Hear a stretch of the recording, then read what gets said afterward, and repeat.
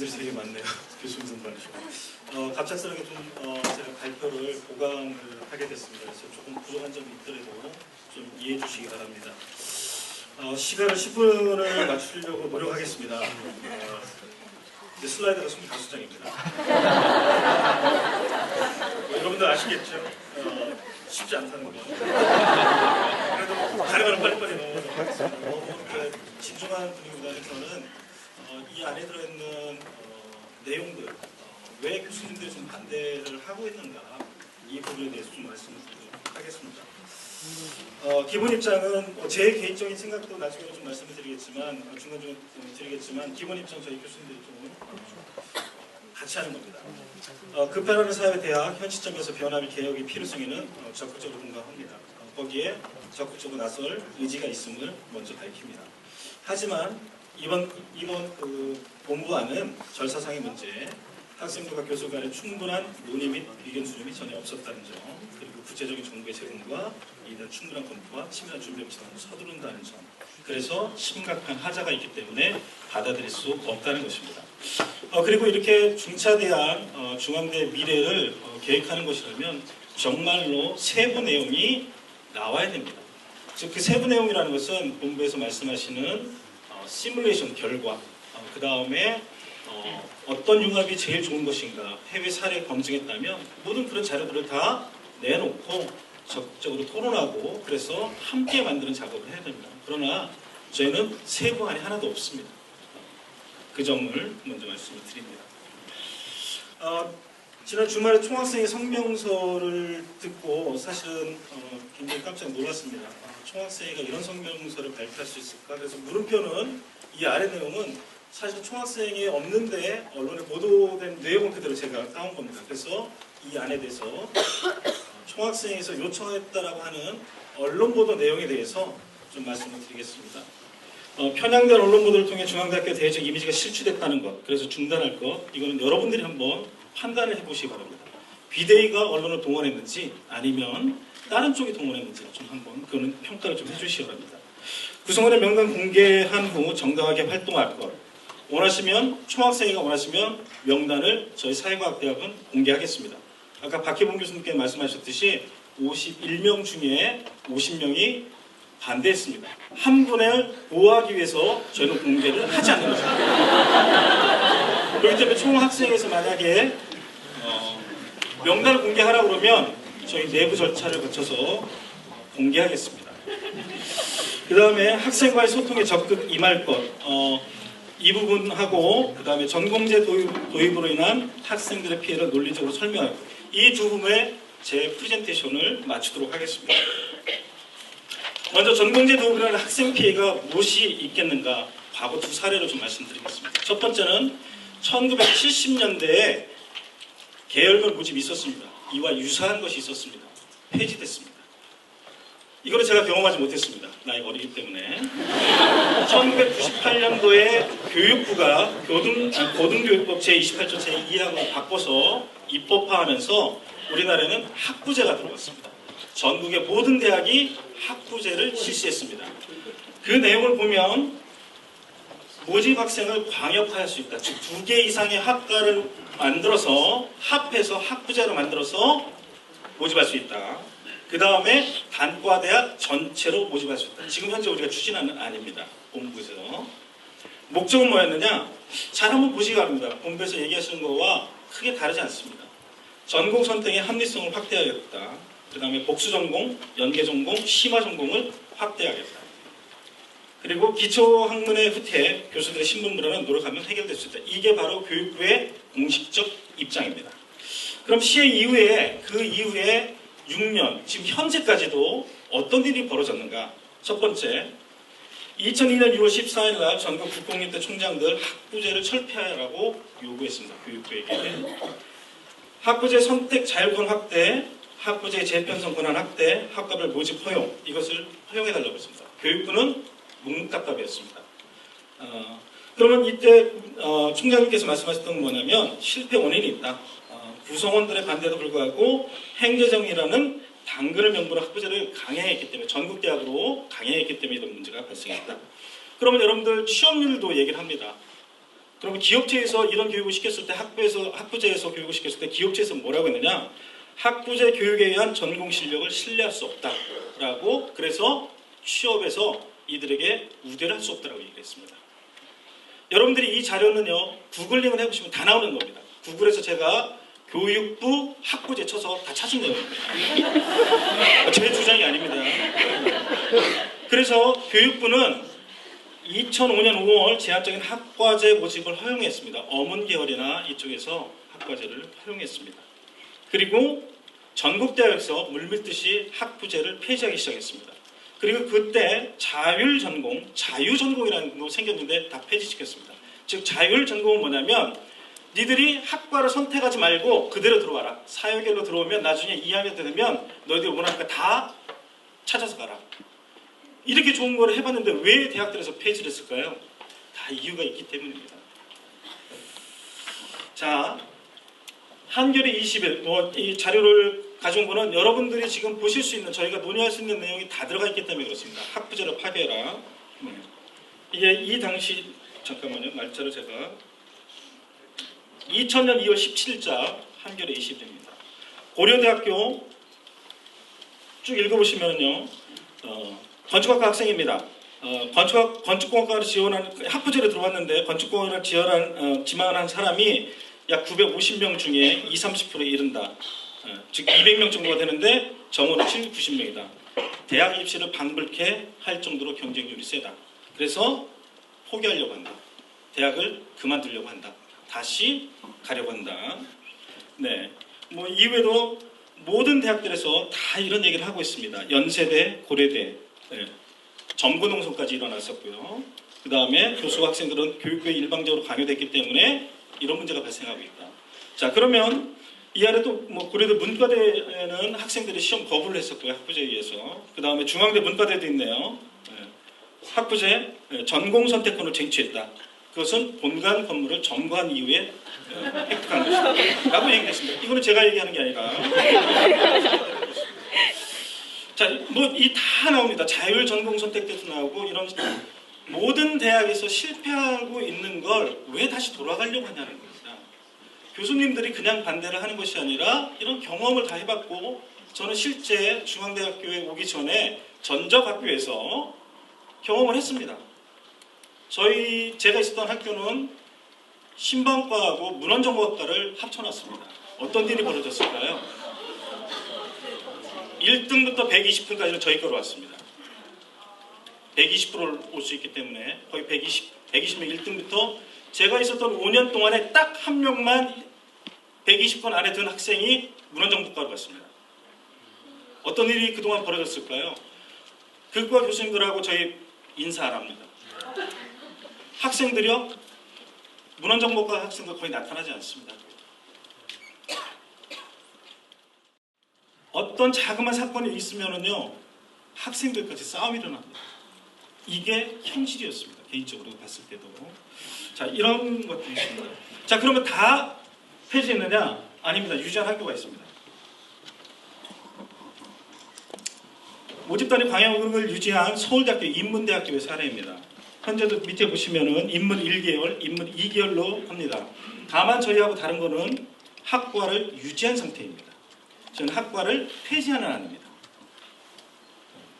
학과를 유지하는 방법도 보시면 제가 서울대학교에 가서 다 자료를 가져온 겁니다. 국어국문학과를 예를 들겠습니다. 입학 전형에서 최소 15명을 뽑을 수 있도록 학과를 유지시켜 놓습니다. 그리고 2학년 때 2번의 선택 기회를 줍니다. 그래서 자기가 평점 2.7만 넘으면 마음대로 갈 수 있습니다. 2번의 기회를 줍니다.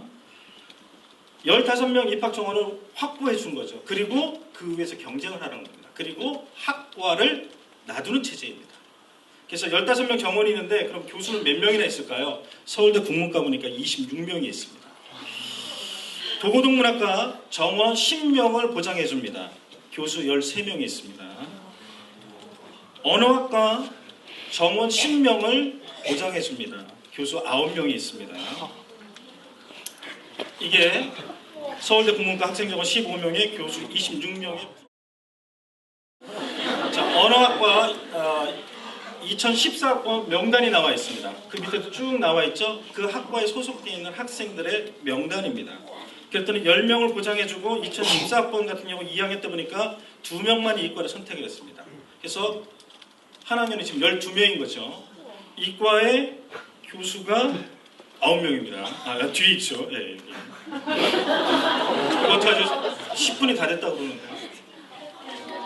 네, 조금만 그러면 더 해도 될까요?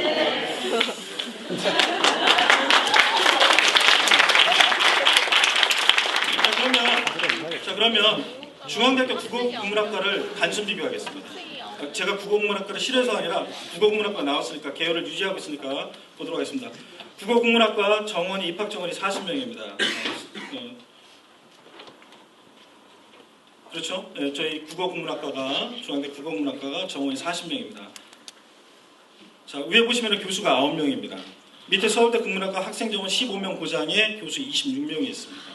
이 얘기는 뭐냐면 정말 진 좋은 교육이 되려면 그만큼의 교수가 확보돼야 된다는 겁니다. 자, 저희 과를 한번 예를 들어보겠습니다. 중앙대 미디어 커뮤니케이션 학부 모집 요강에 보면은 저희는 정원이 60명입니다. 꽤 많습니다. 그런데 실제 들어오는 학생 수를 보면 정원 60명, 그 다음에 정원에 30명입니다. 작년도에 39명이 더 들어왔고요. 그 다음에 그 전년도에 37명이 더 들어왔습니다. 그래서 저희가 정원과 정원 외로 하면 100명 정도가 됩니다. 그리고 외국인 특별 전형이 저희 과에는 있습니다. 즉 학교에서 입학처에서 이렇게 한다고 통보를 해서 저희들이 30명 정도로 뽑습니다. 1년에 33명을 더 받습니다. 그러니까 저희는 학생 수로 부전공, 복수전공 다 빼고 저희가 갖고 있는 학생 수를 잘 보시면 얼마나 될까요? 130명에서 140명 정도가 됩니다. 자, 교수 수는 얼마일까요? 저희는 8명입니다.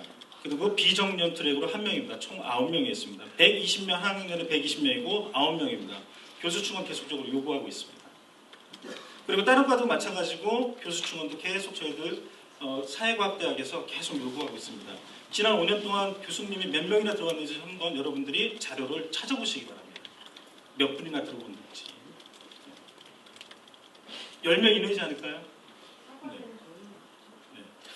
자, 그 다음에 총학생에서 요구한 기본적인 의무를 다하라. 교수들이 열심히 안 하면서 왜 이렇게 반대를 하느냐.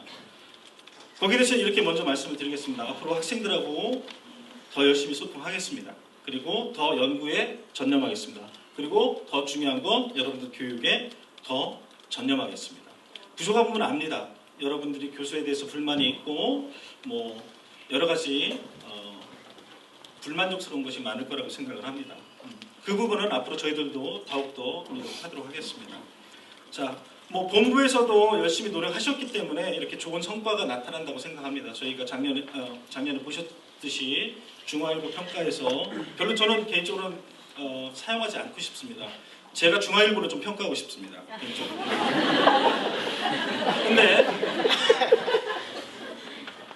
근데 8이라는 좋은 성적을 거뒀습니다. 이거는 본부도 노력하셨고 저희도 노력했고 학생들도 노력했습니다. 그래서 정말 이렇게 많은 사람들이 얘기할 정도로 좋은 학교가 됐습니다. 보시면 2011년부터 2013년까지 중앙대 평가 결과를 보면 12, 12, 10, 12 네, 계속 네. 2011년도는 12위였네요. 전체적으로 보면은 이런 성과가 났습니다. 자, 그러면 교수님들이 열심히 노력 안 하면서 여러분한테 이런 반대만 하고 있는 사람들이라고 자꾸만 하니까 저희들도 좀 열심히 했다는 걸 여러분한테 좀 얘기를 하고 싶습니다. 2012년도 보시면은요, 교수 연구부문에서 중앙대가 8위 했습니다. 이때 당시에 중앙대 10위 했죠. 요 밑에 보시면 인문사회 체육계열 보시면은요, 중앙대가 논문 1위 했습니다. 교수님들이. 자, 2012년도만 그랬을까요? 작년도 중앙대가 전국 8위, 사립대 5위를 했을 때 교수님들은 그때 연구 논문을 따지면은 3위를 했습니다. 국제학술지도 5위 했습니다. 피인용도 8위를 했습니다. 이게 중앙일보의 평가입니다. 이런 자료가 있어서 잠깐 보여드립니다. 2008년도 취업률을 조선일보에서 내놓은 게 있습니다. 보니까 취업률 상위 20개 대학에 중앙대 안성과 중앙대 서울이 들어가 있습니다. 1위는 중앙대 안성이었습니다. 구조조정 이전이죠. 취업률 1위였습니다. 그 다음에 중앙대 서울 10위였습니다. 즉 2008년도에 이렇게 좋았던 취업률이 나빠지는 것은 학과가 문제일까요? 전체적인 경기가 나빠져 있을까요? 고민을 하셔야 될 부분입니다. 앞으로도 취업률이 낮다는 것은 그만큼 경제가 나쁘기 때문에 그렇고 저희가 학과에서 대응을 안 했기 때문에 그렇다는 건 아닙니다. 더 열심히 노력할 부분도 많겠죠. 그러나 예전에는 괜찮았다는 얘기입니다. 혹자는 이렇게 만약에 자료를 제공하면요, 2008년도 대비해 우리가 이렇게 취업률이 안 나온다는 얘기는 구조조정이 잘못된 건 아니냐라고 반문할 수도 있는 겁니다.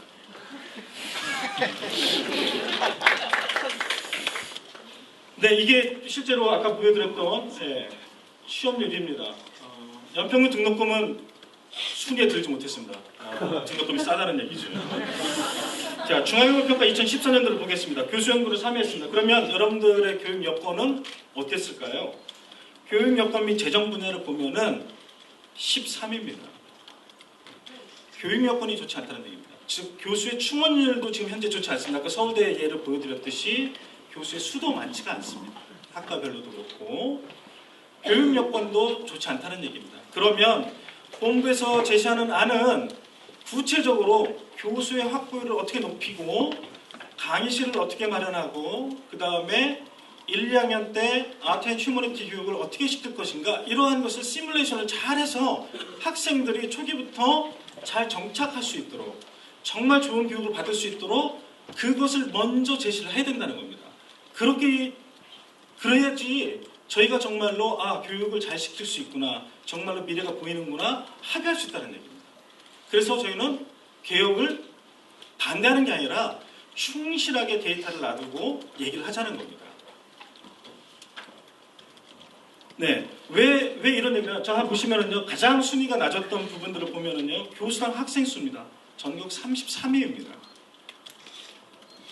여러분은 교수가 많다라고 생각하고 교수에 대해서 뭐 철밥통이다 이런 얘기를 하시지만 상대적으로 지난 5년간 중앙일보 평가에서 보듯이 교수님들이 그냥 가만히 있지 않았습니다. 학교의 개혁에 동참을 했고 그리고 실제 그보다 더 열심히 노력하셔서 정말 좋은 성과를 내셨습니다.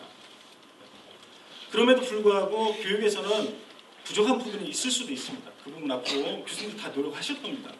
다만 이러한 교수당 학생 수, 그 다음에 교사 면접 확보율 보시면은요 다른 학교에 비해서 훨씬 낮습니다.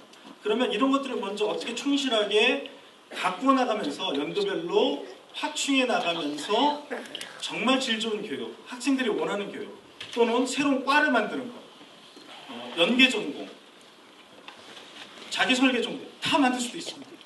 그런데 이러한 구체적인 안이 빠졌기 때문에 교수님들이 반대하신다는 점을 이거는 하버드 자료인데 공개하지 않겠습니다. 자, 여기까지입니다. 그래서 교수님들이 무작정 반대하는 건 아니고 정말로 학교의 미래를 설계하기 위해서는 교수, 학생, 직원, 선생님들의 얘기를 다양하게 듣고 그리고 나서 서서히 한번 해보자. 그래서 저는 개인적으로 이렇게 생각을 합니다. 법안을 만드는데 지금 본부의 안은 법안에 충실한 조문은 없고 몇 개 조로만 만들겠다라는 그리고 법안명만 내놓으신 거라고 저는 생각을 해요. 그렇다 그러면 그 단계로 가기 이전에 정말로 필요하다면 이런 세세한 자료를 가지고 서로 공감을 하면서 만들어 나가면서 물론 힘들 겁니다. 그렇지만 계속 합의해 나가면서 더디지만 합의해 나가면서 만들어 가자는 거예요. 이상입니다. 네.